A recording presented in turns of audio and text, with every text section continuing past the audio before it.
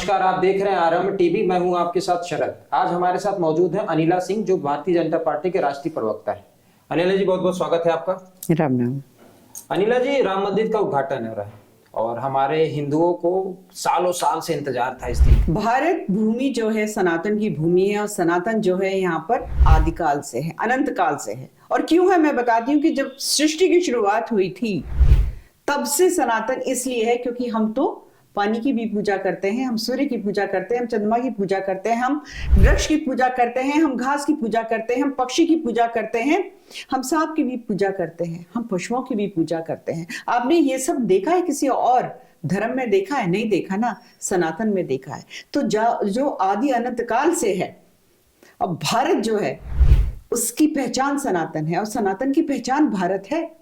और भारत में रहकर ही जब सनातन का अपमान होगा तो आप बताइए, सनातनी होने के नाते कोई भी जो भक्त है, चाहे वो राम भक्त है, चाहे वो शिव भक्त है, चाहे वो शक्ति भक्त है, चाहे वो कृष्ण भक्त है, वो बर्दाश्त करेगा?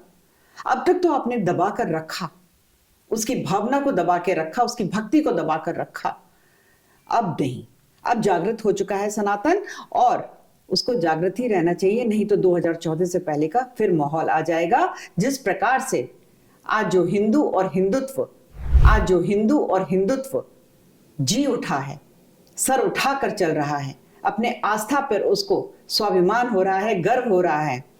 जो मंदिर है उनके जीर्णोद्धार हो रहे हैं, राम मंदिर का भी भव्य निर्माण हो रहा है। तो ये सब क्या है?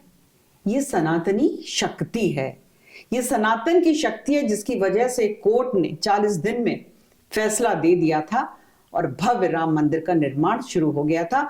22 जनवरी को प्राण प्रतिष्ठा भी है। इंतजार था, 500 वर्ष का ये युद्ध रहा है और सनातनी ताकत ने इसको जीता है। और ऐसी बहुत सारी गलती हैं, ऐतिहासिक गलतियां हैं जिनको अभी और ठीक करना है और ये केवल और केवल सनातन की ताकत से ही ठीक हो पाएगा। बागेश्वर धाम सरकार का आप जानते होंगे, उनका एक अनोखा तरीका है लोगों के बारे में बताना, पढ़ना और सारी चीजें पहले लिख लेना। इसको आप किस रूप में देखते हैं? क्योंकि ये इस जीवन काल का पहला ऐसा रहा है अनुभव।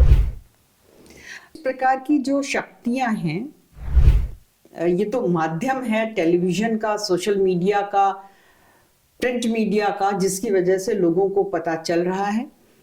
हमारे यहाँ जो साधु संत साधक रहे हैं उनके पास इस प्रकार की अद्भुत अद्वितीय शक्तियां होती हैं और मुझे अच्छा लगता है कि जब वो बोलते हैं, जब वो बताते हैं तो लोगों के भी समझ में आता है।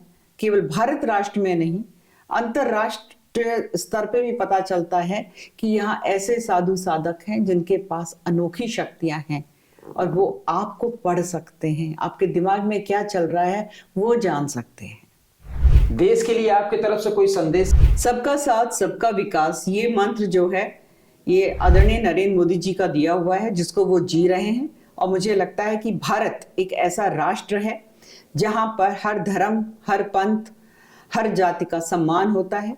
प्रेम से रहिए, प्रेम से रहेंगे तो शक्ति बनकर उभरेंगे। 5वीं अर्थव्यवस्था ऐसे ही नहीं बन गए, जल्द 3री सबसे मजबूत अर्थव्यवस्था हम बनने जा रहे हैं। तो जब हम आर्थिक रूप से मजबूत हो रहे हैं तो मुझे लगता है कि व्यवहारिक रूप में भी हमको शक्तिशाली और हो जाना चाहिए। और जो बांटने वाली शक्तियां हैं, खासतौर से राजनीतिक शक्तियां जो हमको बांटती हैं, उनसे आप जो है सचेत रहें, उनकी बातों में ना आए और केवल नरेंद्र मोदी जी जो कह रहे हैं उसको सुनिए, मानिए और जानिए। आप देखते रहिए आरंभ टीवी। तब तक के लिए नमस्कार।